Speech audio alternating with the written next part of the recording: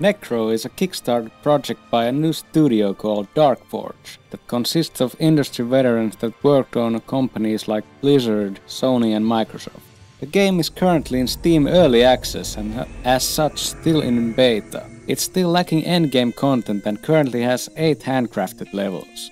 Nekro has a pretty great art style and the blood effects and small touches to the world make it graphically compelling. In co-op, one player plays as the main title character Nekro. Currently you can choose from 3 different specializations, which are essentially brawler, healer and a grenadier. As the Nekro you go through the levels collecting blood from your slain enemies, which you can expend on your skills that depend on your specialization. Your co-op partner plays as a character simply called the Evil, who is essentially a support character with its own spells and abilities that are not dependent on the blood collecting system.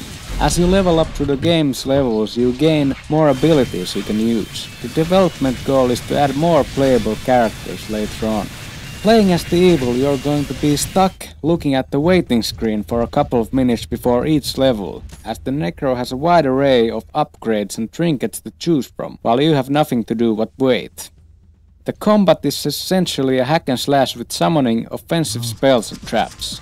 It's not what I would call very meaty, as the weapons in your arsenal don't mow down most of the enemies quickly, which means most of the time you'll be dodging and kiting the enemy as you back away from them, trying not to get hurt.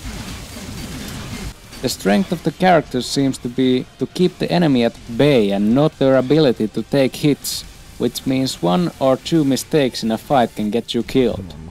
Although after a fight you can eat the enemy's corpse to gain back your health.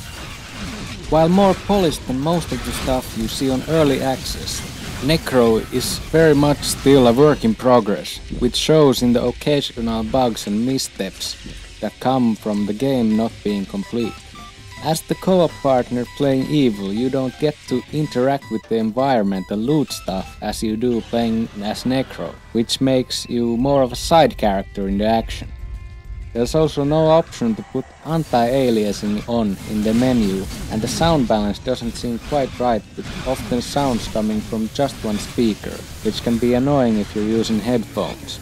All in all, I like where they're going with the game, but the amount of content in the game might not be enough to justify the price tag unless you're really into the genre and art style. The philosopher Baron Boddesy once famously asked, "What is life? How does it differ from death?" The story, which is basically just a voiceover before the level, hasn't impressed me so far, although it's possible they might add more to that later. Thanks for watching.